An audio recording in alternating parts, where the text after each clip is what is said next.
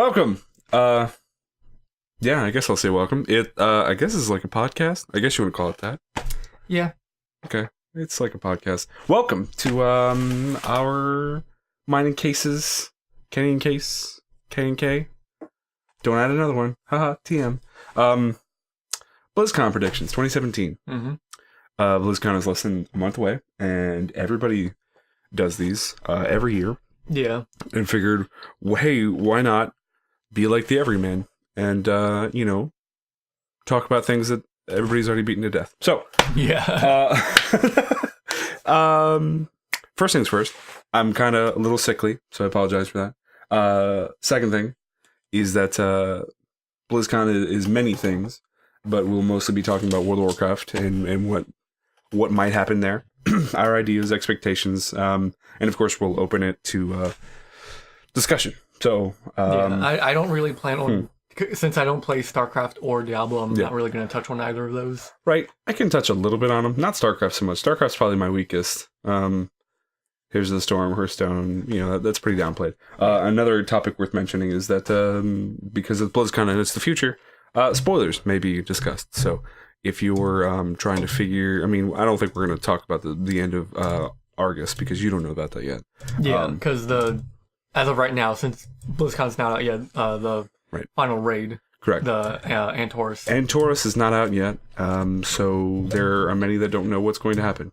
So we'll stay away from that. Let me just quick bring this bitch over. Cut this bitch out. Okay. First things first, BlizzCon. Main hitters. I think they've got World of Warcraft What's Next coming up first. And then you got Overwatch. Here's the Storm, Hearthstone. Not necessarily in that order.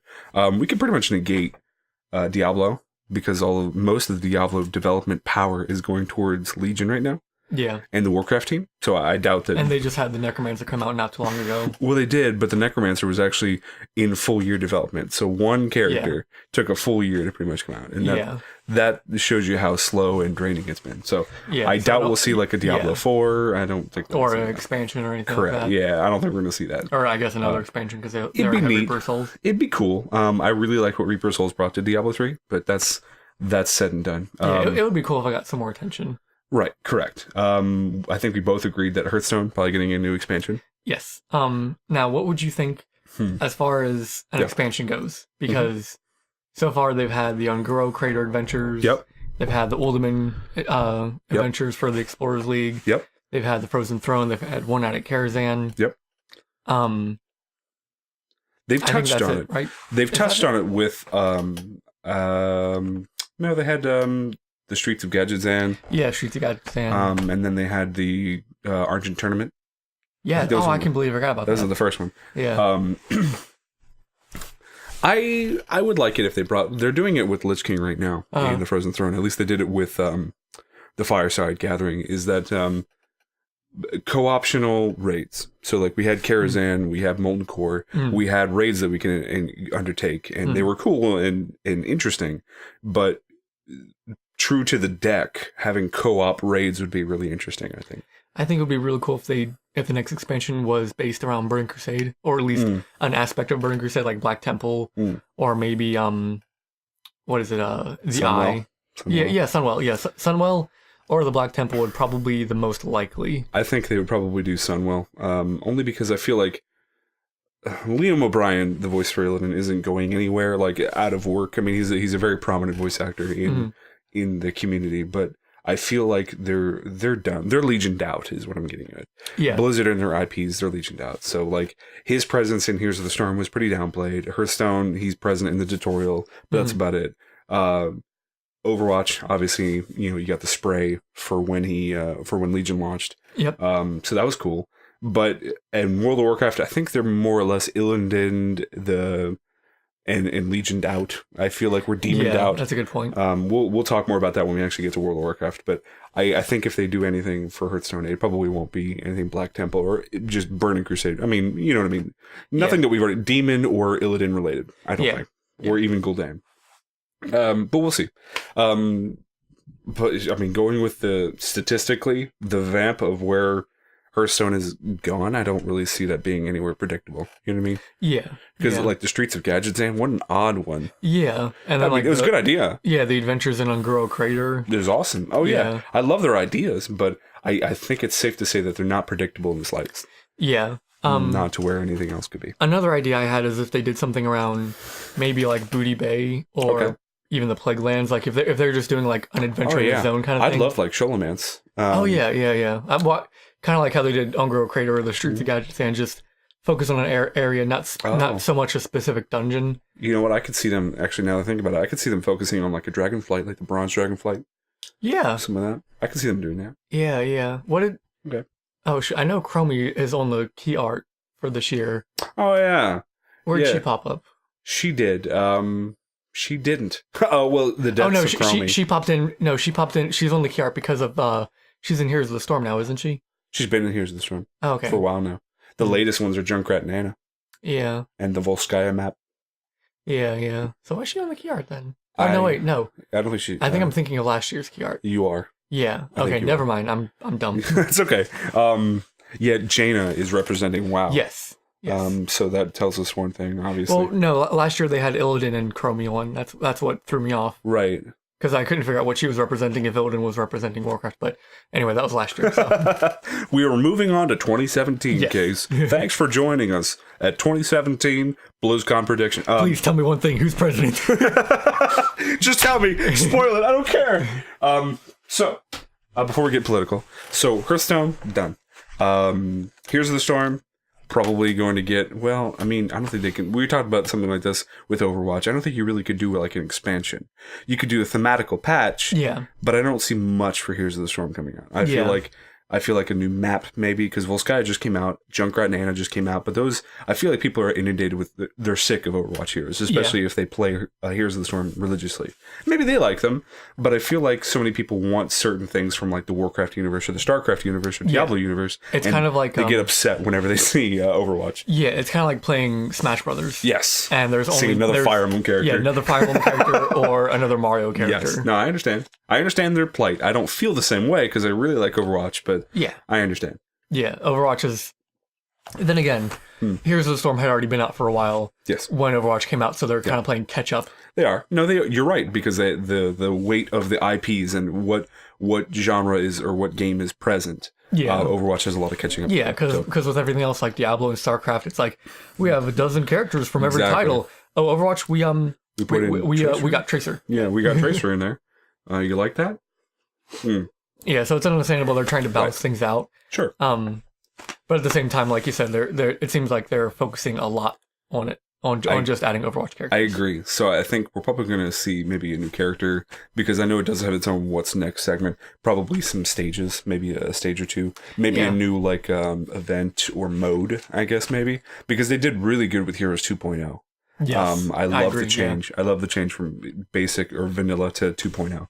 And that seems like something that's like BlizzCon newsworthy to me, is a 2.0 revamp. I really like the way they did that. And of course, they took from the Overwatch MO with loot boxes, and it sucks, but it's still... People, they're tired of loot boxes. They're tired of potential microtransactions. And while it's not forced, there is a sort of cadence that comes with it. So yeah, but for me, like, it gives... like, it's easier for me to keep playing if I know there's going to be a reward coming soon. Correct. So, like, for instance, it's hard for me to, like, get back into console gaming, even games that I love, because, I mean, if it doesn't have, like, a trophy system to say that I've been playing for 40 hours, you know what I mean? I got this really hard trophy that requires me to, do this, whatever, 5,000 times. Yeah, like, WoW... It'll show that I've done that. Yeah, WoW already had that established with, like just something simple as leveling up or getting achievements or earning mounts. Like, there's something there's prestige there. Yeah, there's something there for you to show like what you've done and what you've earned. Correct. Whereas with Overwatch, it's like, oh hey, I'm level 60, but I don't. Well, that's the thing too, is that that's the give and take with Overwatch, and there's actually a hilarious bug that's been happening where you can't see people's stars. At least they're not loading in properly at every match, so you only see their numbers. So, like, for instance, you'll see somebody that's level 61, and you don't know that they're level 561 because you don't see their 5 stars. Yeah. The only acceptance to that is the prestige silver border. Yeah. And I actually like that, because suddenly everyone just looks at that person like they're level 61 and they're new, and you really can't blame them for anything. Yeah. But whenever you have the high level people that are dying a lot, you're like, how did you even get to that level? And it has this frustrating tag assigned with it, the stigmata. Yeah. The stigma. I hate that sort of mindset, but it's unavoidable when you have something like that, like a ranking system. Yeah. So I can understand that. Actually, unless you had something else to add, speaking of Overwatch, what do you think? Oh, I'm kind of iffy because we talked about this before, because they just released Junkertown not too long ago. They did. I think they're probably just going to talk about a new hero, but then again, when you think about Sombra Yep. and Doomfist, there's a lot of like... Hype. Yeah, Well, there's a lot of like hints and stuff like that leading to him. Well, they learned from the Sombra ARG in that they hinted at her way too early. And people knew that she was going to be revealed at BlizzCon because the timeline just would have lined up. But they cock-teased us because they at least wanted... I think their thought process was they at least wanted some sort of contact, some kind of something. And they kind of messed up by giving it to us too early. And to me, I love that sort of contact, but you can't help but feel like overexerting yourself because these things are just... You would fight through a Sombra ARG to crack into a website, you'd solve this pattern, and then you find out that it's just another message from Sombra saying, next time hero. And it's another month. Yeah. So I understand people's frustration with that, and Blizzard learned a lot from that experience. So I don't think they're going to do that. I do know that with BlizzCon being less than a month away, Jeff Kaplan had gone on record saying that Hero 24, I guess that's where they're at. Whatever hero is next after Doomfist, he just numbered them, is really fun to play internally. So I know that they've got channels. They've got a great amount of deal put into them, and I don't think you'll ever find somebody that he doesn't like playing. I mean, he'd never say it publicly. Like, boy, I don't think he likes playing Roadhog. You know what though? I miss my boy Hog. But I'm still really rocking it. When you play him as a teammate, you punish people that are out of position. That's exactly what he's supposed to do. So if you try to be like the previous Hog, where you go off alone, you're not going to have a good time. Yeah. You're going to get very frustrated very quickly. Yeah. So especially mystery heroes, Hog is almost like a blessing. Yeah. Because everybody, there's no comp. I mean, they could accidentally get a comp, or they can get an undiscovered comp on the enemy team. But it's really nice, like, just rolling Hog on Ilios and just getting those environmental kills with the hooks. Yeah. I've done that many times. So it's a give and a take. But then again, I like living mystery heroes. Yeah, but as far as Overwatch goes, yeah, I don't think it'll be getting a new map since they just released Junkertown not that long ago. But I do think they'll be getting a new hero. I think... I don't think in the favor of a system, so like much like they added the arcade last BlizzCon, I don't think they're going to increase or give us a new system. I think they're going to expand on the free-for-all. Yeah. They're going to give us a new hero. Rather, they're going to announce one and say he's available for testing next week and shock everyone. That was another thing I think you're just about to say, but a new event, like a new lore event. I'm thinking, we talked about this previously. I think a new lore event might be announced. I mean, I feel like that's a low-key announcement unless it's happening like tomorrow. I mean, you know what I mean? Yeah. I don't feel like it's worth it. And by November, we actually didn't have a holiday in November, so we were pretty downplayed until December. Yeah. Till the winter Wonderland or whatever. Yeah, because I can see them doing something like with Uprising, and you could only pick 5 characters. I would love that. I loved Uprising. I love Junkenstein's Revenge because that's something very just like personal. While Junkenstein's Revenge is almost like lore, while spinning it to be like it's a Halloween event, haha, candy. Uprising was amazing because it was so unique and you didn't see it coming. I love the way Uprising played out, and they did really good in my eyes on that. Yeah, if they did something more story related, like a map that's this is happening right now. It's not happening in the past. It's like something happening right now. Like Doomfist is out, and this is what he's up to. Right. So then, like your team picks all the heroes, and the other team can only pick the villains. Could you like see scenarios, or even just frame it like a Heroes of the Storm map, like playing one of the Diablo maps where you have to like help the angels and the demons fight in the center of the building? You could be like on Winston's team, or you can be on Doomfist's team. And the two of them clash in the middle of the stage. Yeah, but you play the supporting something like that would be really cool. It would be like you both. It's like had Uprising. Yeah, you both had payloads like that were Winston or Doomfist, and you had to get them to the center of the match. That'd be tight. Yeah, I could see that. But I think that's... I don't think that they're looking at that, but maybe they are. I don't know. Yeah. Who knows with Jeff Kaplan? But I could see, for my BlizzCon predictions, I can see a new hero announced. Not necessarily available right away. I could see a new map. Announced because Junkertown was in development for a while. I think the only issues they had with that was fixing their dialect and it going take away instead of carry out. Yeah. Australians flip shit about that. That was funny. Yeah. I think if they do announce a new map, I think it would just be probably stills. And, and like words and stills pretty much like... Maybe. Well, like they announced Oasis last BlizzCon. I could see them doing that where they have like some 3D pictures and maybe a fly through. But yeah, you're probably right. Nothing for the PTR yet. I think the hero would come first. Like, I don't think it could be like and once we're done in here, you can go play it outside on the convention floor. Maybe. I mean, I think the hero is going to be available on the floor. So we'll see. One thing I'm really curious about, because every hero is from like a different country, or different country or something. I'd like to see Canadian hero. But I was going to say the same thing. I would love for the next hero to be Canadian. Oh, I know Hart would love that too. That would be great. I agree. But then again, like, I was going to say give Lucio like skin, like he's got give him skin. Well, no, he's got the Toronto Maple Leafs outfit for one of his hockey slapshot skins. And that drives Hart. I mean, he loves Lucio anyway. Yeah. But, like, if they do make a Canadian hero, how are you going to top that? Because it's on another person. Yeah. That sort of skin. Like, because there's Brazil, which pretty much, like, Brazil is, like, the largest country in South America. And then Sombra's from Mexico. America, we have... Reaper is actually American. He's mixed American and Latino. What about Soldier? Soldier's American. Okay. And then... There's also McCree. McCree's obviously American. And Junkrat is Australian. Yep. Roadhog is New Zealand. Yep. Symmetra is India. Hanzo and Genji are Japan. Yeah. Tifa's Korean. Yeah. Yeah. I think that we got Zarya covering Russia. Yeah. We could do France, Italy. No, France is Widowmaker. Oh, that's right. Yeah.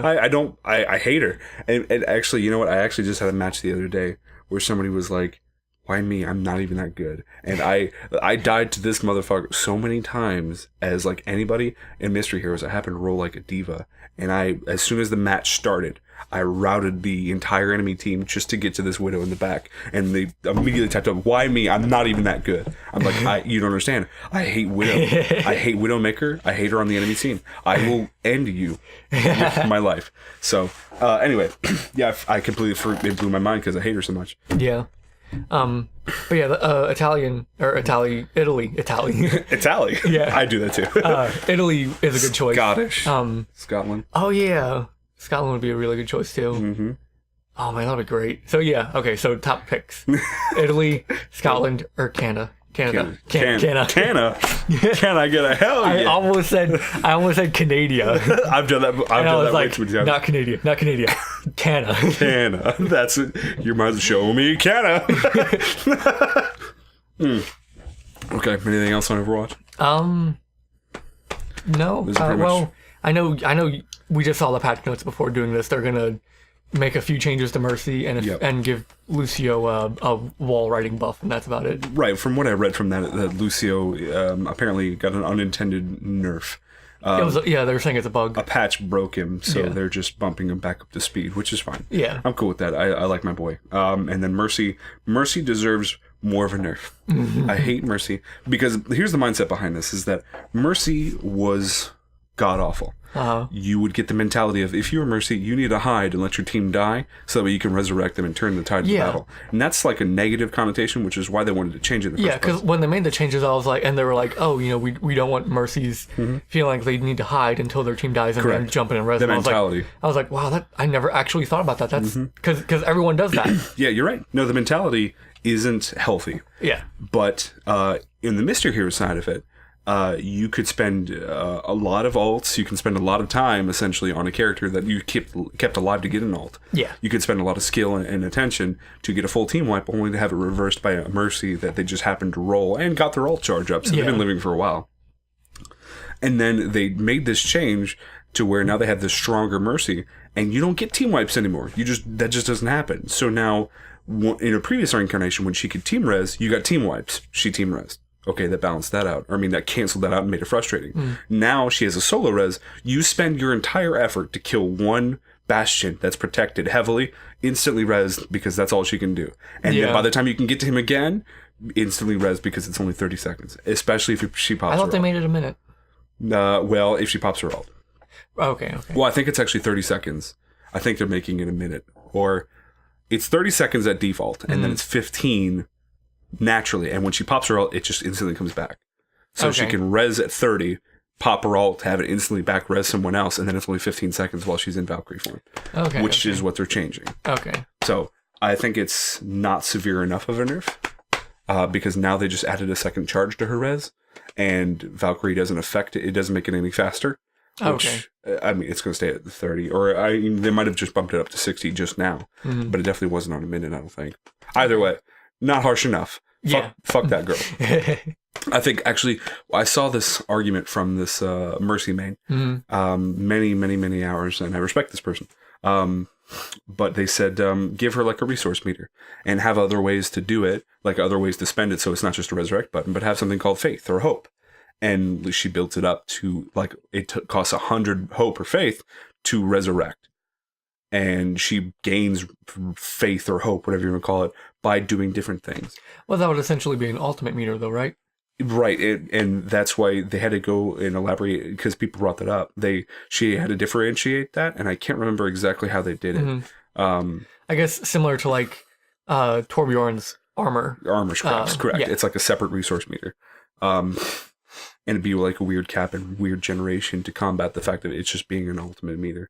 But either way, it still makes it to where she's not always consistently 30 seconds on the mark she has a res.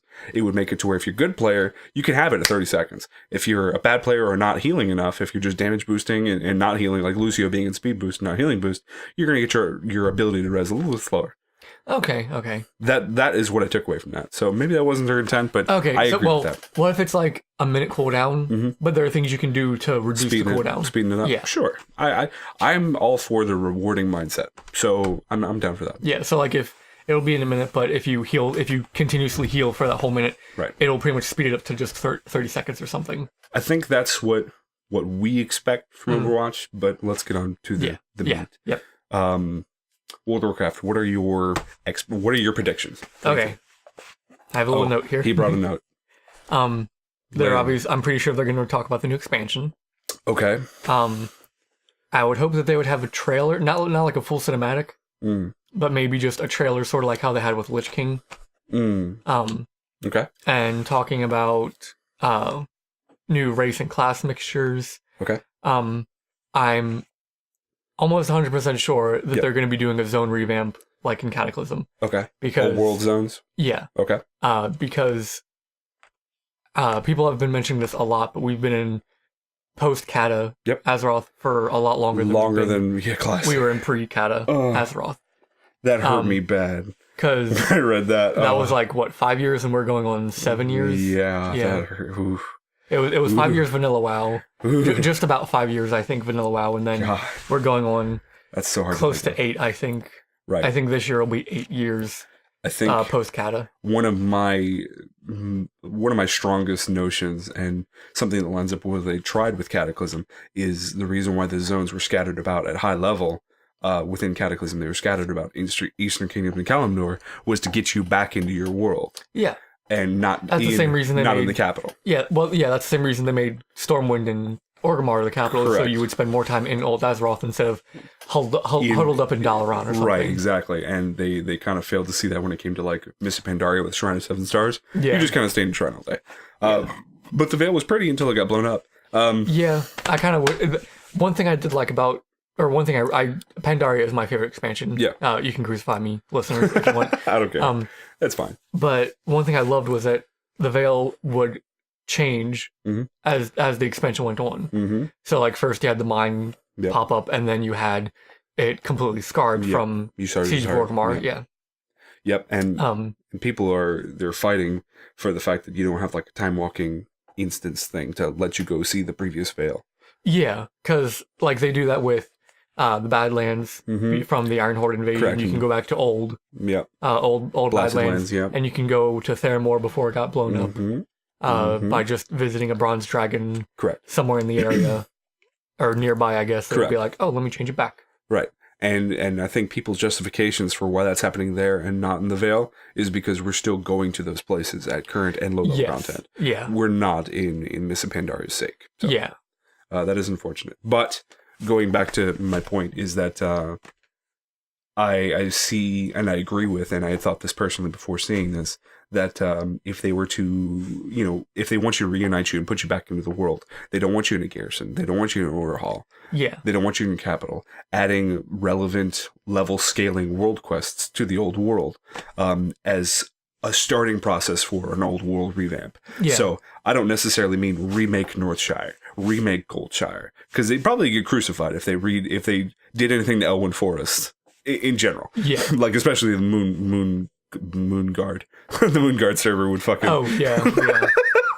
Oh my god, could you imagine if they changed Lion's Pride in? No, I just imagine like the people that roleplay like owning a house, and that house is now like, oh, it's been 5 years, and that house is now abandoned. A shack. Yeah, and they're just like, I lived here for 5 years. Oh my god, Blizzard! Not so much talking about that, but like just adding world quests. That would be a start. Yes. Yeah, we've talked about that before. Like Correct. if they did world quests in Old Azeroth, Yep. that would be amazing. Right. Like And you go to what is it, Feralis?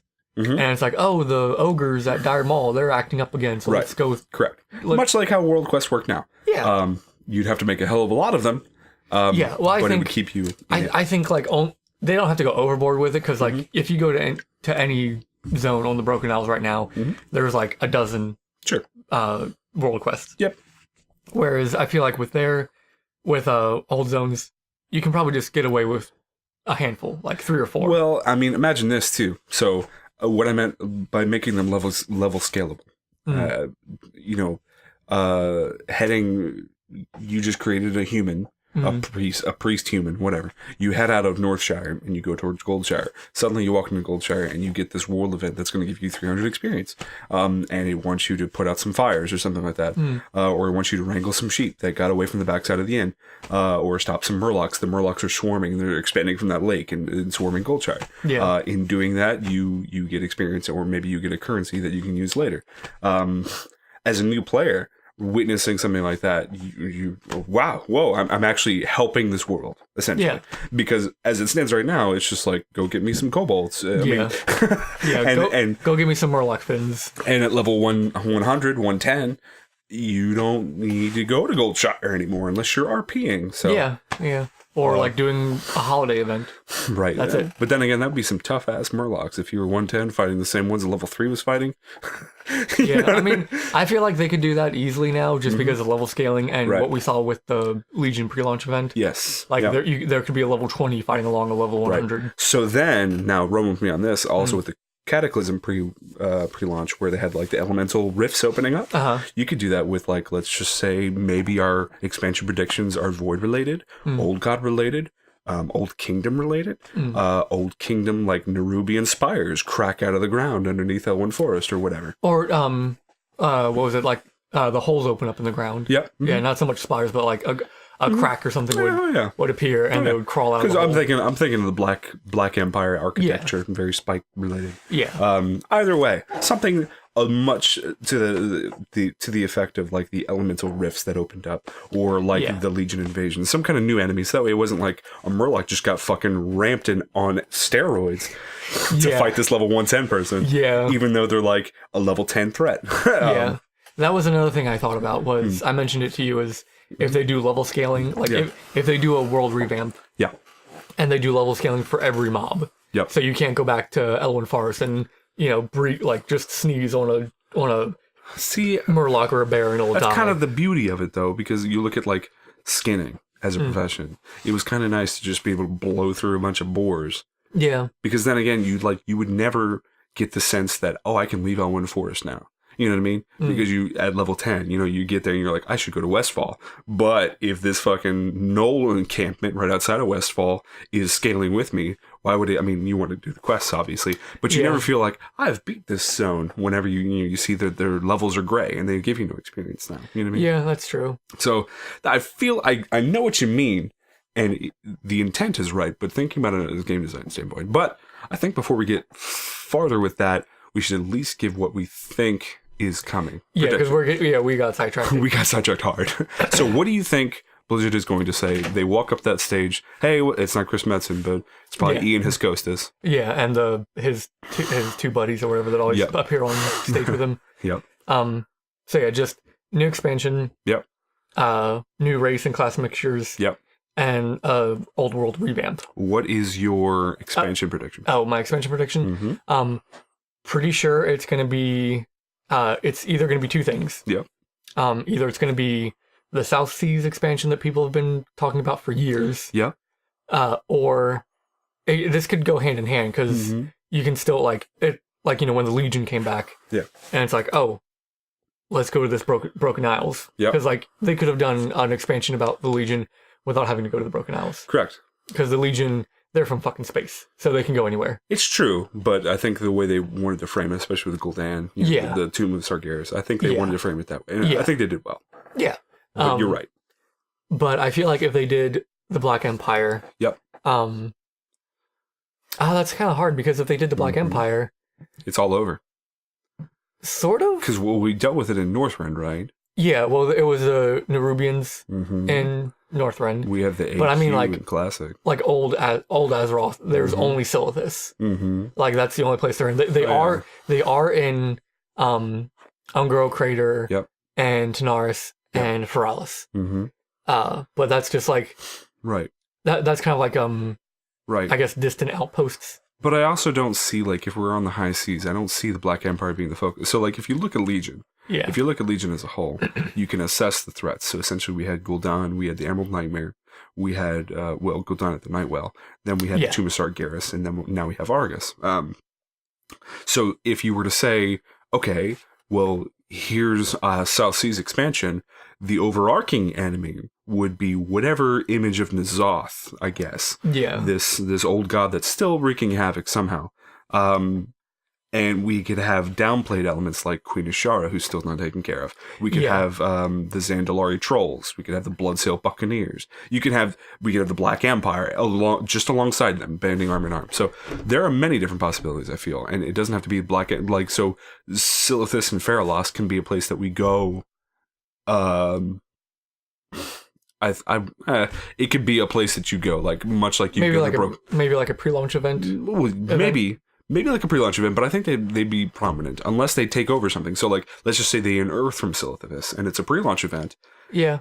And then they create some island or something. Blizzard can do whatever the fuck they want with that. Yeah, and they still have teasing stuff from the Cataclysm, right? Like, these islands got moved around, so who knows where. Let's just say like the Black Empire somehow like impales like Kultiras, Jaina's home. Yeah, you know what I mean. So that's why Jaina would be on the key art, and of course that you can't denote that either. Jaina's on the fucking key. Yeah, Jaina's going to be. So Kultiras is involved somehow, I believe. Yeah, Jaina's going to be a big part of this expansion. That's in the time that she's been gone, though. But that's why people keep thinking about or keep talking about the South Seas expansion is because if it's Kultiras is an island, right? So it would be weird just to have naval. Oh yeah, and I agree. Yeah, and Kultiras isn't a big island; like it's a city state. Well, that's the thing is like they've never actually shown it. Like they have, but also they've retconned many things before. Yeah, that's true because it's shown up on old maps from like Warcraft 2 and stuff. Correct. And it's like the size of Tol Barad. But what if like Kultiras was attached to an old god kingdom? You know what I mean? Like yeah. Or they could do something like the Broken Shore, where with Warcraft 3, the Tomb of Sargeras was just a small little section. Ruin, yeah. Yeah. Exactly. And then it's like, oh, hey, no. It got unearthed. Yeah, it was like, it got unearthed, and it's actually part of another island. Yeah, exactly. So there's High Mountain and Val'sharah and Azuna, and all that's there. Right. So I feel like they have a lot of free range when it comes to that. So yeah. So it could also be like exactly what they do with the Broken Isles, like, oh, hey, the Cataclysm shifted things around, and Kultiras is right next to Zandalar and Telebim, and I forget. I think it's actually called Pirate Island or something. It's where something like that. It's wherever the Bloodsail Buccaneers home base is. I know what you're talking about, but I think it's safe to say that at least on a technical standpoint, something that you can assess, and people often forget this for some reason. Blizzard and World of Warcraft. Blizzard is a company. World of Warcraft is a product. Yeah. And we as gamers are consumers. We consume the content. And Blizzard has to, hire and pay art, sound, all sorts of design, and you have to be efficient with what you do. So in Warlords of Draenor, it was a glaring, obvious decision where we got Hellfire Citadel, we got the Tanaan Jungle, we got that as the final patch, and a ton of models got revamped, updated, including many demon models. Yeah. And I said they're going to make use of these art assets. Yeah. The next expansion will involve demons heavily. And lo and behold, every single fucking mob and their mother is counted as a demon. My demon hunter loves that, by the way. Everything's a demon. And now, with the final real patch of Legion, we've gotten a ton of void things. So the Ethereals got models. Yeah. The Army of the Light got tons of models. So I feel like we're going to be dealing with something with High Seas Void. And possibly Old God related. Yeah. But I feel like the Ethereals are going to be a big thing. The Void is Old God related, isn't it? It is. Yeah, we had the Void Lords, and then we had Shadow, Void Lords, and Old Gods are creation of the Void Lords. Yeah. So yes.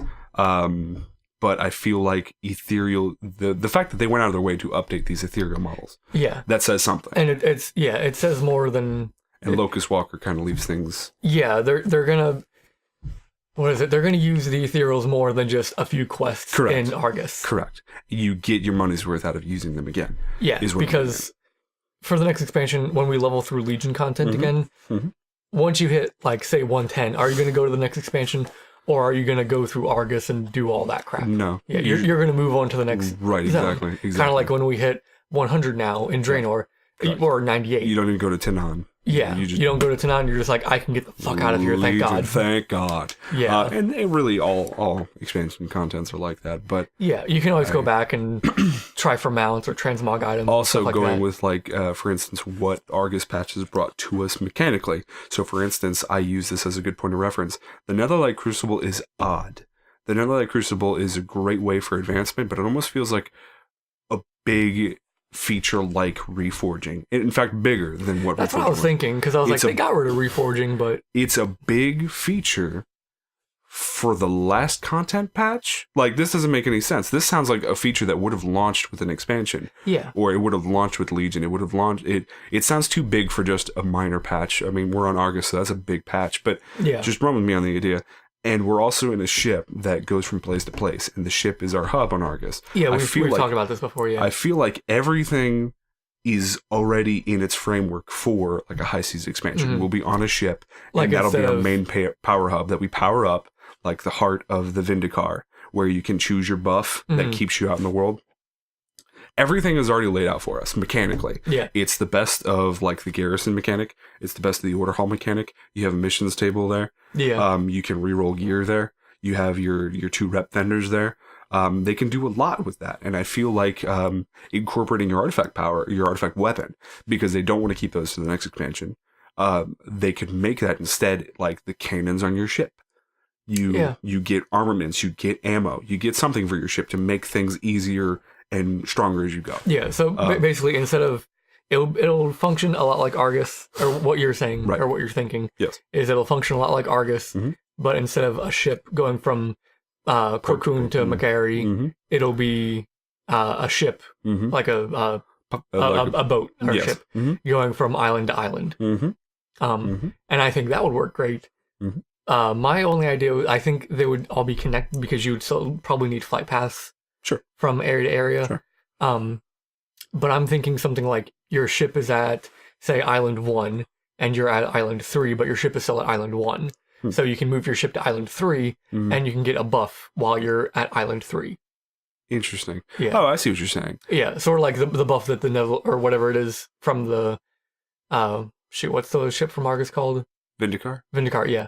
Something like the buff that the Vindicar gives you, you'll get something like that buff. Okay. But it's limited to what island you're on, if you're on the same island that your ship is docked at. Because the way I was thinking was, well, I guess it wouldn't really be nice for loading screens, but then again, Argus works the same way. I was thinking exactly how Argus works. So you teleport to Makari, and the Vindicar is at Makari. That's it. Yeah. It's just loaded, and the loading screen, rather than you teleporting in, is just like when you take a boat to another continent. It's like the dotted lines with the X at that port. Yeah. I feel like that was just wholesale purpose, but I like that idea of being able to maneuver your ship. I mean, it could also combine, God forbid, the naval shipyard from World of Draenor. Yeah. So I could see that. I really could. Yeah. So like you can not so much have a fleet. I feel like they probably learned their lesson with Draenor. Like, okay, like we can have a big dock and we can have ships, but they're under someone else's command. You can have a command of your own ship, but that's it.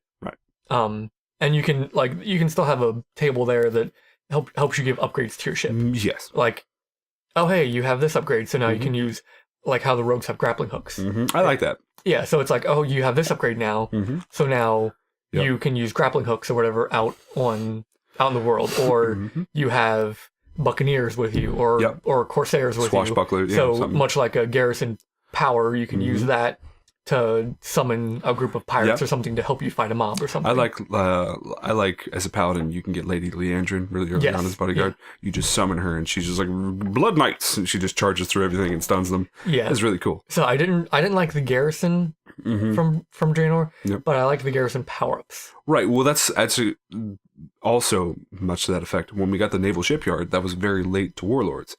Yes. And now we're in this new system in Legion, which coincidentally uses very good improvements based on that loosely.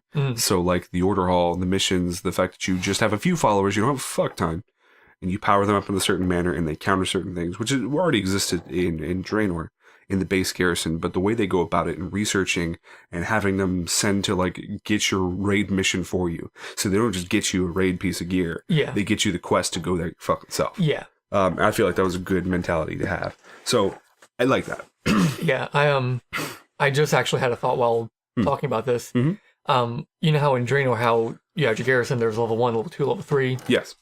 What if your ship actually got upgraded? Not so much that it got upgraded from, or not so much the ship gets upgraded. Yes. But so much you get a different ship. Like the first one is sort of like a long ship or scouting ship. It's kind of small. It doesn't have a whole lot. Right. But then you get an upgrade, so it becomes more of a destroyer class ship. Powerhouse, yeah. Yeah, and then you get a third upgrade that becomes like this big hulking beast of a ship. Sure. Much like probably the barge in Thousand Needles. It becomes not so much a barge, but like the size of it. I think you're on the right track, but I don't think it should be like a one-way. And that may not be what you meant. But I feel like the player should have a choice over that, because once you've unlocked a certain ship... That's what I was thinking too, but I wasn't sure. Because, for instance, if you get like a transport ship, you can have an extra follower. Or like if you get some kind of support ship. I mean, you can imagine whatever the fuck you wanted to, but like it... increased gathering speed, maybe something that doesn't like break cool. it, or like you don't get dismounted when gathering stuff. Yeah, something like that. Some kind of way. I mean, much like how the garrison functioned already. Like you can have the stable, level that up so you don't get dazed. Yeah. You can interact with stuff without dismounting. They seem to be hard on that. Like, I mean, not hard, but they seem to have a hard on for it. Because they did it with the professions of gathering stuff. So like you gather one of the flowers in one of the ranks is that you mount up faster after picking the herb.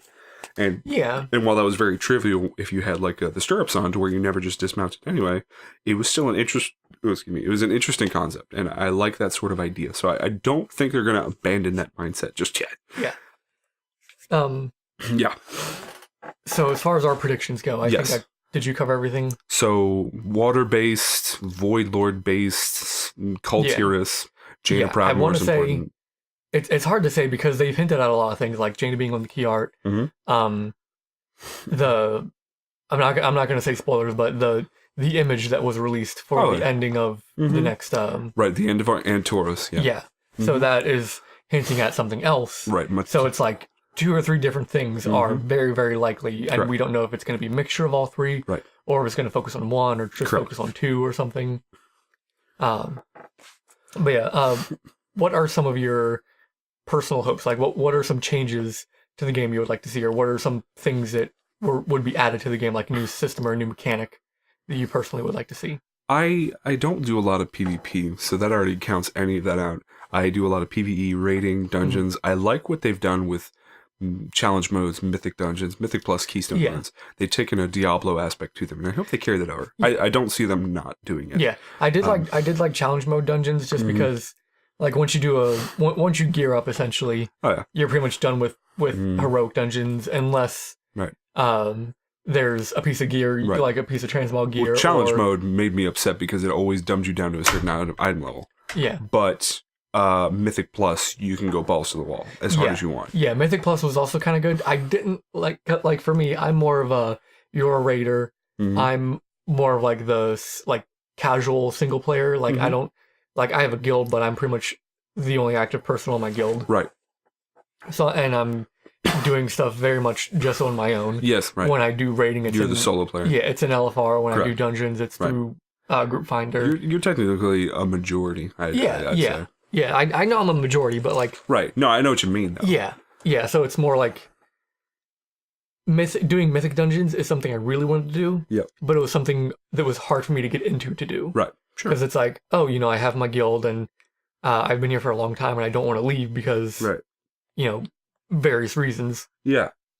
But I want to do some Mythic raids. And when Mythic Dungeons first started...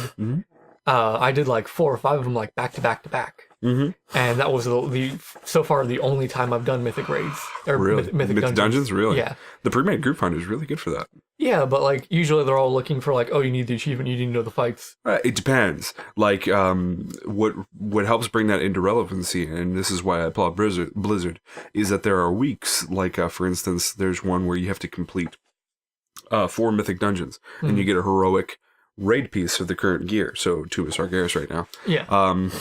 People are running Mythic 0, so essentially no keystone, just regular Mythic Maw of Souls. And essentially these people will just run it 4 times just to get it, because you don't need loot from it, you just need to complete those 4 dungeons. Yeah. People will do that. Or they'll do keystones. It depends. If you're trying to do Mythic 15 or Mythic 10, Mythic plus 10, you will need some kind of proof to say that you're pretty good.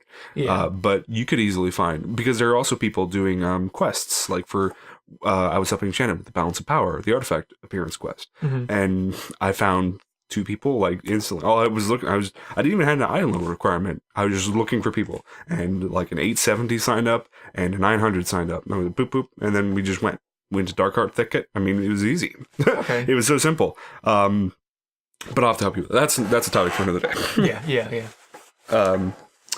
But I like what they've done with Legion so far, and I applaud them for what they've done. I might have done something more attention to the profession system, and I feel like that's kind of a rude thing to say because they put so much time into it. Yeah, I feel like the profession system is okay, in my personal opinion, just because... Things are relevant real quick. Yeah, they had the quest line tied to every profession. Like, if you're a gatherer, you would, like, mine something and there'd be a quest item in the node. Yep. So that's how they would handle the gathering professions. And then with the production professions, like once you hit a certain checkpoint, it would be like, oh, there's a new quest available. Yep. You finish that quest, okay, you'll get another one when you're like 104 or something. Yep. And so I think all that was handled great. Yeah, I agree. I can see your issues probably coming from what happens when you hit max.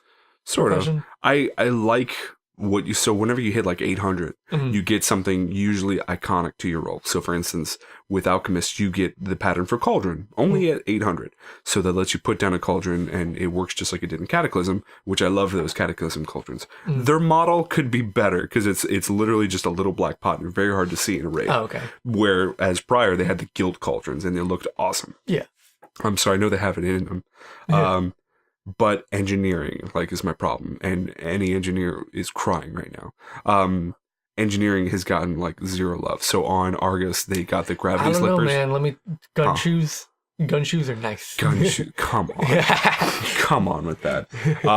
That's cute. Engineering is always supposed to be that way. But, for instance, the Iron Man suit for your Battle War bot or whatever, that thing that you can, a Fell Reaver, or Fell Reeves. Yeah, Reeves, yeah. You can get that battle suit armament, and that, it lets you do it for, an insane cooldown, and it's not even that much health, and you really can't do anything with it, but it, puts you in first person like Iron Man. It looks tight, and they have so many promising ideas with that, but as soon as you hit, 7.1, it was useless. Nothing that, I mean... Yeah, if you're not a jewel crafter, alchemist, enchanter, you weren't making a lot of money. And even like inscribing, they took away the glyph system. So you still have like the spellbook ones. But I remember well into Miss Pandaria having like 3 inscribers, making all sorts of tarot cards so I could make as much money as I could. Yeah. And that's still technically like doable, but you might as well just be an herbalist or an alchemist to make that sort of money. Yeah. And that's kind of sucks. Yeah, I was going to say, it makes sense. And, scribes kind of suffered when they got rid of the glyph system. Like, I don't know why they would do that. Well, the glyph system became like a secondary talent system, or what the talent system used to be. So the talent tree, where you'd be like, oh, I want 1% parry, ? Like, why am I doing this? Is essentially what that glyph system became. Like, you can get but I liked the glyph system, though. I did too. Because there was the major glyphs and then there were the minor glyphs. The minor glyphs I actually loved because it did stupid stuff like as a rogue, when you sprint, you can now walk on water while you sprint. Yeah, that's awesome. Yeah, I was like, dude, something like that? Hell yeah. That's so tight, but the major glyphs were the problem. Yeah. So the fact that, just bring back minor glyphs, or bring back the ones that you did. But I think the problem was it was adding utility. So Blizzard also, with ability pruning, they also took away raid utilities. So like, they took away shamans' buffs on their totems. They took away their totems, essentially. Yeah, that feels another weird thing that it feels very odd, but they did it like there are still some totems, but... Right. They took away every paladin's ability to buff the entire raid. They only gave it to rep paladins, and they could put 1 blessing of might, or 1 blessing of kings, and 1 blessing of might, or 1 blessing of wisdom. Yeah. They can just do one. They blanket statement. It sucks. But they didn't want everybody to be like all useful, I guess. Yeah, yeah. And I see why, but still, I don't know. There's some decisions that I don't necessarily agree with. So I'd like to see, to bring it back, I'd like to see more attention to the profession system, maybe give it a little more love. Just a little bit, because they did amazing compared to Warlords, where you just you just installed your profession shack, talked to the person, and you just crafted all day, and it was like useless. Yeah. You did nothing. That sucked. But again, like, you never left your garrison. Correct. So I wouldn't mind having to go to Elwyn Forest to get some Murloc glands for my alchemist quest or whatever. Like, even at 110. I could see that being a thing. And then raids are fine. Mythic Plus is fine.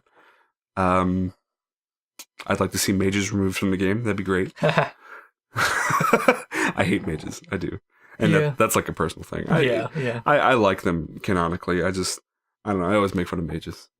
Because I play mainly melee. So they're just... Yeah, like, same. Like, I usually, you're warrior rogue. Yeah, the first character I maxed out on was a rogue. Yeah. And I've always been, I guess, better with melee characters.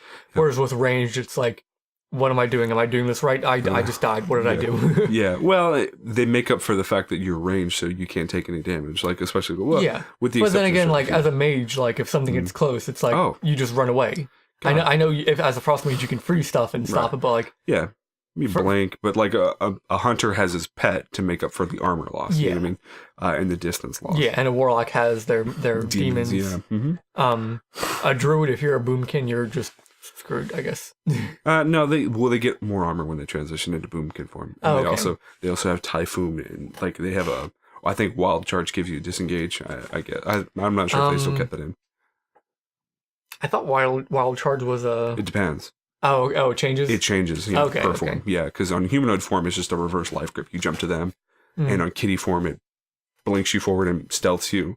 And like aquatic form gives you a speed boost. I remember it from cat form, where it was more like a attack pounce kind of thing. Correct. We're getting way off track. I think that we're missing the obvious here. So, new class, new race. What are you thinking? I don't think either. No? You just think new content? Yeah, because... We have a demon hunter. We just got one. There might be a new race. We haven't had a new race for a while. It hasn't been since Pandaria. One thing that I would love to see, I would love to see this, is if they made more customization options for your character. Oh yeah, I think they're on that path, especially with like the Army of the Light. They have like new horn and hair and like face tentacle stuff. Yeah, that's probably, there's probably more, but I'm talking about like orcs. Oh yes. Like if you want to be an orc from Draenor or an orc from Outlands, essentially, that was you can be brown skinned. That's been a fight since the beginning of the game. Yeah. Because seeing the difference with a thrall and a normal, you know what I mean? Yeah, You're like why am I only green? Garrosh was a brown skin orc. Yeah. People have been fighting that for a long time. Even with the Tauren. Now it might not make sense lore wise because it's like, oh, I want High Mountain horns, but I'm starting in. You're right. Well, what's it called? Mulgore. Right, but what if, go with me on this one, you experience that content and then like you can engrave your horns, or like get like a barber for that content. Yeah, like when you go to a barber and they're like, oh, you can change your horn style, but you're level 110, so we can give you High Mountain horns. You've experienced High Mountain. Yeah, I mean that would be pretty cool. Yeah, I can see that. I'd maybe like have the High Mountain achievement or whatever. Yeah, or even with like you can become a Tonka like from Northrend. Sure, the little bullface. The bullface. I like those things. Yeah, they're cool. And it was funny because for a while, I was thinking about this the other day. I was like, I haven't seen a Tonka like in a long time. There was one in Cataclysm. Yeah, I think it was a shaman. And then I don't think I saw any of them in Draenor. Right. But I saw one in Legion the other day. I think it was also a shaman or something. Or it was something. I can't remember what exactly. But one did appear in Legion. I was like, oh, that's awesome. They haven't forgotten about Tonka. Yeah. Technically, Tonka did become part of the Horde. Yeah. I mean, that makes sense. I feel that no new class. We have a Demon Hunter, and they're already broken as it is. Yeah. But it's also hero class, too. So if they did anything, it could be a small base. Yeah. I'm pretty sure they're going to allow Night Elves to be Paladins. Right. Cross-class. We're going to talk about that. Yeah, because of the Order Hall Paladin quest line. Correct. Yeah, with Dalaris Moonfang or some of that. Yeah, there are two over, weren't there? I think so. Yeah, but basically 2 Night Elves became Paladins. Correct. They were priests, but... Right. And I think we're going to get a new race. So people are talking, oh, well, Murlocs they've been trying to do for a long time, surprisingly enough. Yeah, if they did like an offshoot, that could probably make sense. How they had, there's Murlocs, and then there's the things in Northrend, the... Tuskar? No, the things from Shalazar Basin. Dwarves? No, from Shalazar Basin, it was the oracles. Oh yes, the oracles or the Wolvar. Yeah. Well, the Wolvar were essentially just God, what are those? No. Furbolg. Yes. Yeah. Well, I mean, more or less the same with the oracles being Murloc. I mean, I'm not talking canonically, but like technically the Tuskar are Pandaren. Really? Yeah, model-wise, or like skeleton, I guess you could say. Oh, yeah. The way they run, the way they die, the way they sleep. Yeah, the motion capture, yeah. Yeah, that probably saved them a lot of time on assets. Well, I think they made it new because they had to do like the monk, so like they had to like, do their own thing.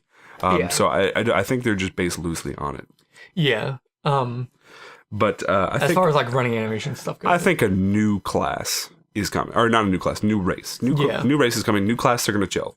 What are some, because it's pretty, like I said, it's pretty obvious they're going to make Night Elf Paladins. Since the Alliance would get one more Paladin class. Yep. What Horde race do you think would be Paladin? Or maybe the new race that they're going to introduce can be a Paladin. Correct. But I think they're done with this specific. So unless they do like they did with Worgen Goblins or Pandaren, I don't. That's what I was thinking. I don't because think they're going to give if it's a neutral one that shows up on both. Then I don't see them doing it because it's like, oh, if you're a Horde, you can be Paladin. Yeah. But if you're Alliance, you can't. I can see something like them doing that with Goblin and Worgen, like where if it might be 2 races, and one of them's Alliance, one of them's Horde, and the Horde equivalent can become much like Draenei and Blood Elves.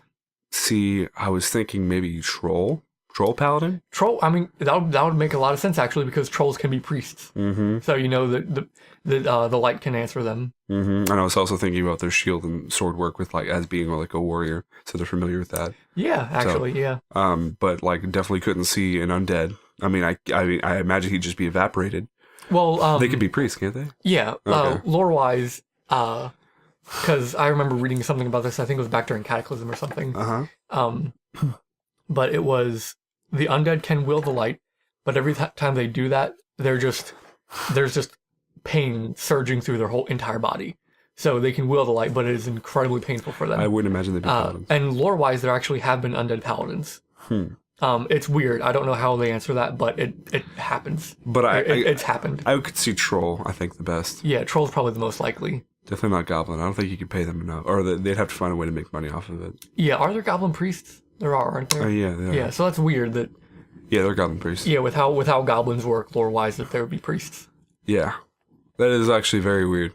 Yeah. That is actually very weird now. They're very grimy. I mean, I guess I don't want a profile, but they are just like, time is money, friend. Yeah. They never really think about other people. No, correct. Because they're like, let me heal you. It's like, give me money first. Yeah. Hey, you. I'm going to break your kneecaps and then heal you. Yeah. Okay. So... some other ideas I had were if they do consider or go through with the old world revamp, which I really hope they do because post Cataclysm Azeroth is fun, but I think it's starting to show its age. Of course. Not so much because they updated the character models. No. So it's not as bad, but there's still stuff like the Gnolls in Elwyn Forest. Right. Like they still have their vanilla models, which are hideous. Yes. In Kalimdor, they have the centaur people. I forget what they're called. Oh, the ugly people. Yeah. Yeah. They're the centaur people. Whatever. They are hideous. They are very. Hideous.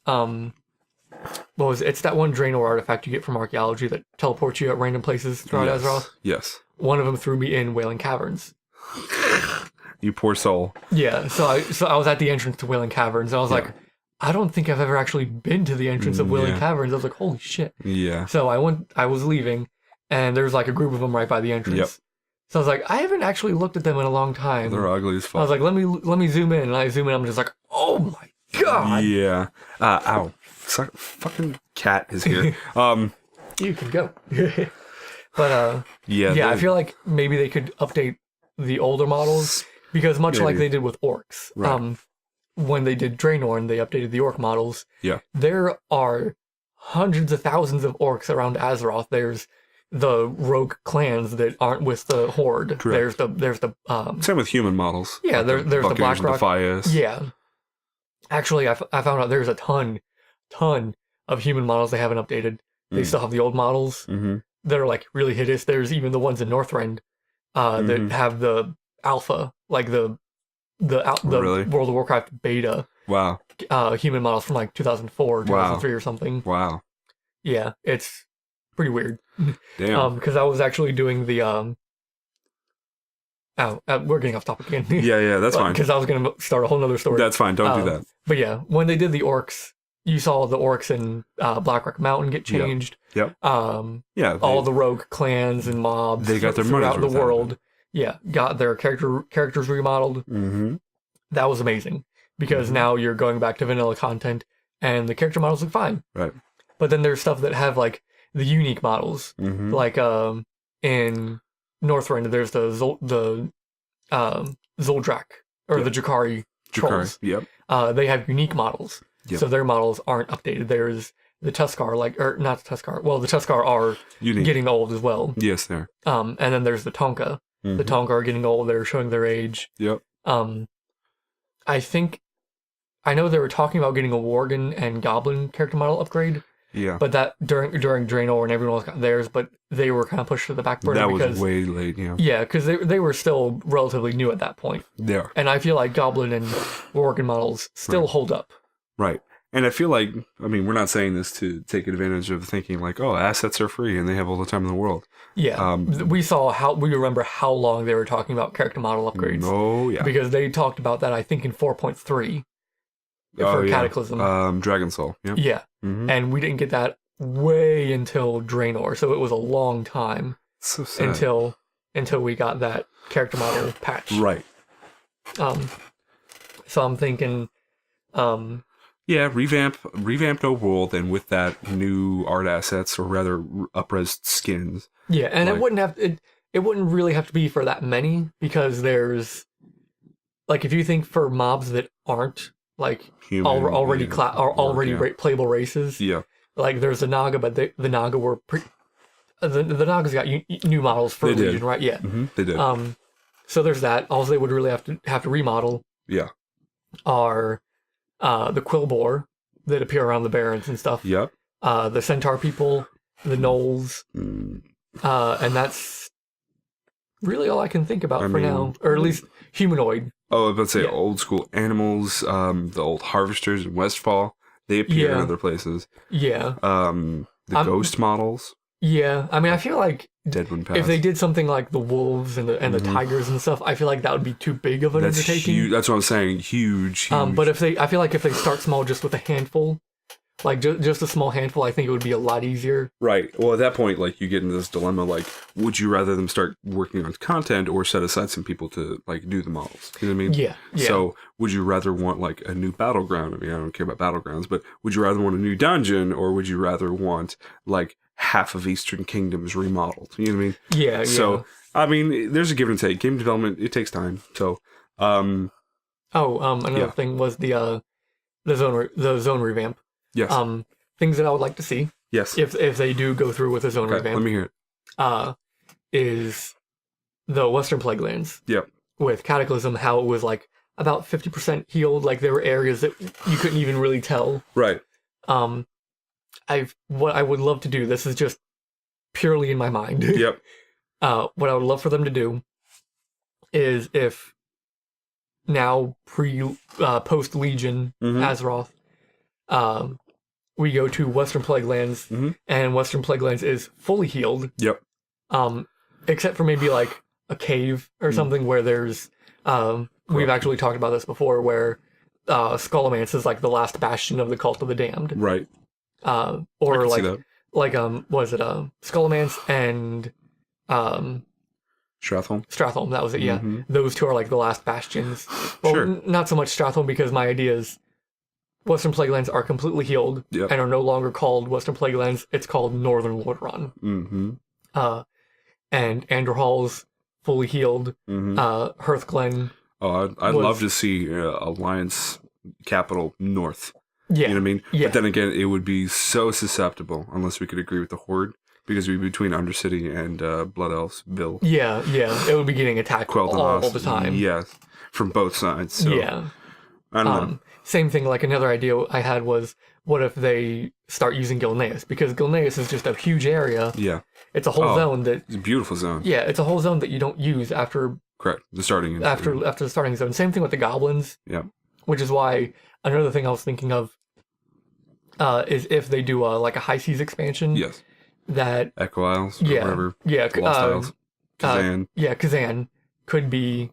like the Horde hub, and then at the very either Kulturas or Gilneas could be the Alliance hub. Yeah, I imagine unless Jaina like underwent some kind of super character progression, I don't think she'd let the Horde on Kulturas. Yeah, but then again, I don't think that's very nice. Yeah, but it's also weird because during the War Crimes book, the one that covered Garrosh's trial after Mists of Pandaria, it was basically the bridge between Mists and Draenor. Yes, she had a ton of character progression where like she talked about Kaligos and how they actually like they're dating, they're together, and how like she's trying to like put her trust in him because after like the last person she loved was Arthas, and we all know how that went. Yep, and especially with him being a Blue Dragon member, and we know how Malygos went. Yeah, you know what I mean. Yeah, so it was really hard for like she's trying to trust him, she's trying to open up to him, she's trying to share her feelings with him. Yes. And in the same way, Kaligos is trying to do the same with Jaina because she's a human, and he knows that humans can be very fickle. Yep. Humans don't live forever. Yep. And what was it? What was the other thing you touched on? She also doesn't like the Horde. No, Kaligos. I think her name was Tyragos or something. It was touched on in the Cataclysm book. War of the Aspects, I think. Okay. Or no, it was the one with Thrall. Heart of the Aspects, I think. Yes. Something like that. Something like that. Anyway. Yeah. Kaligos had a blue dragon that was like pretty much a girlfriend or a love interest that is still alive, hasn't died, thank God. Yes. But he had to move on from. I see. So... Boy, imagine having to move on from somebody that's like eternal. Yeah. Oh my God. Oh God. Anyway. But yeah, like she had a whole bunch of character development. Vol'jin actually sent her a letter, like, you know, I'm really sorry about everything that happened. I really want to make peace. Right. You know, if you want to make an amends, I'm always here to help. Right. Kind of thing. And until the next expansion. Yeah, and in the book, Jaina was like, you know what? I will forgive the Horde, and I will love Kalgos. So she went and gave a big hug to Kalgos and gave him a kiss and everything. So it's like, cool. Jaina is back to normal. She's done, and then she's regressed. Yeah, and then like you go to Legion, she's like, "Fuck the Horde, I'm leaving," and teleports. I'm like, great, there goes all that progression. I think the pushing point for her, because she wasn't like that. I think what reverted all that was King Varian's death. Yeah. I think that's really what reverted it, because King Varian, even if she was emotionally stable prior to that, like if King Varian wasn't there to help Tyrion pushing Ice Crown, you know what I mean? Yeah. Because even Tyrion was like, let a mourning father pass. You know what I mean? Yeah. Varian was very sound, and he has actually held the alliance together. Yeah. So for now to have his son, which all they've ever seen him do, like he's not very wieldy with a sword. He doesn't know anything about being a king. He doesn't know about passing laws and, approving and delegation. All of a sudden now he has to do it. Jaina was like, fuck this. And which by the way, what kind of father who's a king just, it's been like, how many, like 12 years? He tried. I mean, what? It's been 12 years. But he tried. He did. I'm talking about like in game. Like Anduin just stood there in the throne room for years. He could have been learning stuff. You're looking at that. He tried. He did try. He learned more priestlyhood than he did knight in fighting, and he didn't really learn a lot of king stuff. Well, Varian tried to teach him like the way of the warrior and stuff like that, and Anduin was just like, oh, how do I hold the sword? Right. Well, that was back with like Katrina Prestor. So. I don't think he's tried to do it. He never wanted to put Anduin in danger at all. So teaching him the way of the sword, forcing it on him, he saw a lot of his wife or late wife in Anduin. So he didn't want to break that flower, essentially. Yeah. So, anyway, got sidetracked again. Yeah, we did. Western Plaguelands becomes holy. Becomes healed. Yep. Is now just northern Lordran. Eastern Plaguelands. Yes. Is still infected. It's about, I guess, where Western Plaguelands would be now. Okay. So it's like half and half. Okay. I would say like the lower half is healed. Yep. And the northern half, since it's Stratholme and everything, is infected. Like, there's those giant mushrooms and all that crap. Mm-hmm. So like the northern half is still really bad plague. Yep. The lower half is healed or getting there kind of thing. Okay. The way I was thinking it is like the bridge you take to get into Eastern Plaguelands, like that immediate area. Yep. Is healed, but then everything else is like still fucked. Correct. Yeah. Except for like Light's Hope Chapel. And yes. Stuff like that. Correct. One thing that I would love to see is like with Stormwind, the humans have the largest navy. Yep. So you see the naval yard, you see where they make the ships and everything, and then with the Horde, you don't see their naval yard anywhere. No. Like they have a dock. Like Orgrimmar has a teeny dock that can take 2 ships. You'd like to see some progression with that dock? Yeah, like I could see that. Yeah, because like when I first mentioned it to you, like how the docks at Stormwind and the shipyard and everything, it's connected to Stormwind. Yep, it's right there. They wouldn't really be able to do that within the town. Yeah, with anything except maybe Orgrimmar, but it would obviously they'd have to rebuild the gate. Yeah, move it forward. You know what I mean? Or like there's that giant mountain that's blocking the sea from Orgrimmar, like either pave it down or like put a tunnel through it or something. Technically, Stormwind was up against the mountainside anyway, which they eventually flattened out for the harbor. Yeah. So it worked out. But yeah, something like that. But I always think it would be like the Forsaken, because the Forsaken and the Blood Elves probably have the biggest navy on the Horde. Sure. So probably somewhere along maybe Silver Pine or that northern part of Tearsfall Glades. Yep. You just throw a dock in there, maybe put like a quest or 2 there. Right, between Scarlet Monastery, like the way it curves down. Yeah, there's like a beach there. There's some Murlocs there right now, but that's literally it. Right. Just throw a shipyard in there. Be like, hey, like lore wise, it's always been around. Canonically, it's here now, kind of thing. Right. Yeah. Sure. Something I would still love to see is them merging Azure Mist Isle and the Ghostlands and Quel'Danas. Yep. Like in Azeroth. Sure. Which I know back during Mist of Pandaria, they upgraded every base account. Or I think it was a Cataclysm. I don't know, but it was every base account they upgraded to, I think, Lich King content or something. Yep. And I know they update that every expansion. They do. Yeah. Like with Legion now, if you just buy World of Warcraft, you'll get up to Mist of Pandaria for free. Correct. So like I feel like they could probably get away with doing that now. Sure.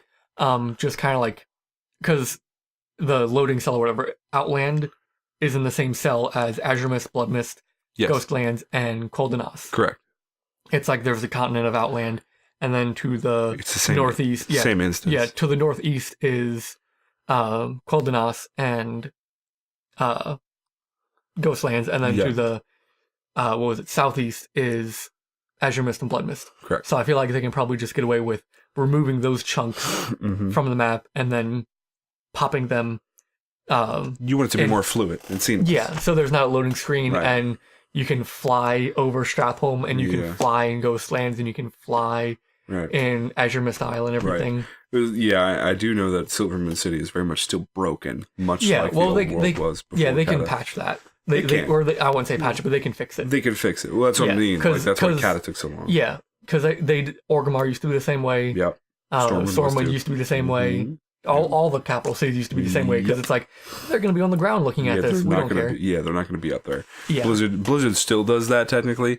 Like, technically that beautiful landscape that we see in Argus is essentially like they've gotten really clever with these things, but the ships and the debris and the asteroids and stuff, and even on Macquarie where you see the rest of the actual chunk curving up, is just painted. Like, it's not physically present, and that like takes me out of it a little bit, but it's still good. I love what they're doing with it, and they're going to nail it, just like they did with phasing in combat. I love that sort of idea. Yeah. I know when we talked about this originally, you threw out the idea of like if there's climate change in World of Warcraft, so like Winter Spring. Yeah. If Winter Spring was like not like a summer resort kind of thing, but if it was more so like parts of Winter Spring.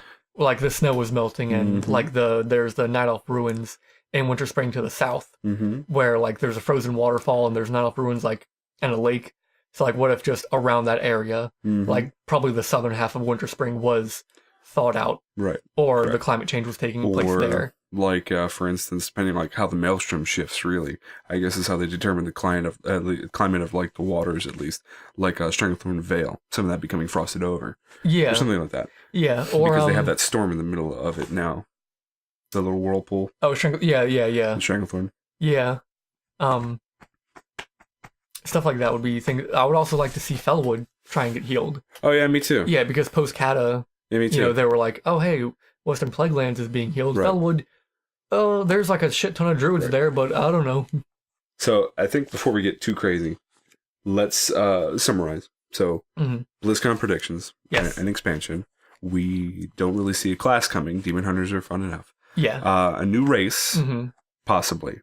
Yeah, that's probably going to be race neutral. Yeah, probably something along the lines of Goblins and Worgen, where there's not a new class, but there's new races, and they can become and new combinations, pre-existing classes. New combinations for existing classes and races. That's awesome. Hopefully, an old world revamp with the new content to keep us within the world. Yes, and world quests in Old Azeroth. So even the mind frame of Legion right now, it's leading towards Azeroth is hurting and we need to protect her. So this next expansion, I doubt we're going to be like, let's go to another space, and so you go to like another planet. I doubt they're gonna focus on Azeroth as a whole. I guarantee it. So that would make sense to me. Revamping it, old world quests, I can see that the whole shebang. I like that idea. Yeah. Then what else? I feel like it's kind of funny because it's like so many people are predicting that it has to be true, but at the same time, I just imagine it's one person sending out their ideas and like everyone's just copying. Everyone hops on board. I can see that's a soapbox kind of mentality. I can see that. Yeah. My thoughts are basically they're cynic though, because they're realist, because I mentioned the point about Blizzard being a company. They need to make money. So if they make new art assets for the final content patch, they're going to fucking use them again. Yeah. They're going to. And I touched on it very briefly, but I didn't get to... Yeah, even with Pandaria, they upgraded Garrosh's and Orc models because they were using them for Draenor. Correct. Very correct. And then there's something else that happened at the end of Warlords. I was going to bring up... It was the demons... end of Miss Pandaria, rather. Oh. I can't remember. Either way. Timeless Isle... Yeah, Timeless Isle was an opening for any of the major content patches later. Like the way we do like Broken Shore, everything in Legion actually, the entirety of Legion was like the Timeless Isle. Yeah. Essentially, you go there, you log in, you go to Ashara, whether you're max level or 100, and you have something to do in Asuna, rather. Yeah. In Asuna. or Val Shara. You go there and you have something to do there. Yeah. Whether it's pet battling, you can do open world PvP, you can do a dungeon, you can do the world quest, you can just gather resources. You do whatever the fuck you want. Yeah. And if they do world quests in Old Azeroth, it would be another idea we had was if it would make you grinding old professions easier. Sure. Not something crazy, but like Snare and Circle, you do a quest in Silithus or Pharaohs or something, and you get 1,000 experience. Well, you remember like the trainers that were stationed around Elwyn Forest. So like the alchemist person that's up in the shack in the hills by Stormwind. You can have a world quest if you have alchemy to go bring that person. It would make that NPC more relevant again. Yes. Yeah. And where they're not just a trainer in the middle of nowhere. It would give you a point in alchemy or 2 points or whatever. However they can balance that. That could work. But to stop us from derailing again, we're pretty much opening that up for discussion. So if you agree with us, if you have similar points, if you have a different point, if you disagree, let me know. Let us know. Yeah. Or if you have ideas. I like reading people's theories. Yeah. Or if you have ideas. Sure. Yeah. Like if it's ideas what you think the next expansion is going to be, or if it's ideas of I don't know, human shamans or something. If you think we're going to get something like a battle mage or necromancer, some kind of Amazon maybe, or... that thing about reusing assets. They made a necromancer in Diablo 3 because they're making a necromancer in WoW. Oh, that's probably it. Not really. Yeah. But I like your thinking. I think it's about an hour and a half. I think we're going to wrap it up there. Yeah. That's quite a bit. I think we have more to say. So if we need to, we'll say it. But safe to say that we're excited for BlizzCon. I'm excited. Yep. Oh yeah. I cannot wait. Oh yeah. And I think Blizzard laughs at people that do this sort of thing because they're like, they're so wrong. Make sure to tag it up because we want like Ian Hazakostas and all those other guys to listen to this. Yeah. So put Go all ahead the tags everywhere. Put all the tags and everything. Put their name in the tag. Yep. Ian Hazakostas, you got it. Right in that tag. And then he like just YouTubes himself like, what? One video result. Put Jeff Kaplan in there. They all work at the same place. Hey, it's Jeff from the Overwatch team. Anyway, we're gonna wrap it up there. Like I said, leave us a comment. Let me know what you think. I read these comments, so thank you. I read them too, even though it's not my channel. That's fine. Case can do that. I'm a supportive friend, unlike Will. Yeah, look. We're not gonna call people. I'm dropping names. Whatever. Anyway, with that, let me know if you're excited for BlizzCon. Or if you think Blizzard's a dying company and World of Warcraft is a dying game, let me know that too, because that's a common thought for some reason. Yeah. That's your audience. Yeah. So rude. And don't forget to have a good day. And we'll catch you in the next one. Oh, as per tradition, don't forget to brush your teeth. That's right. I can't. How could I forget? Yeah. How could I forget? Papa Case is here, dropping you the truth bombs. Mm-hmm. We'll see you later. And don't use mouthwash. It's a scam. Oh, God. Corrupted Hillary. Yeah. Bye.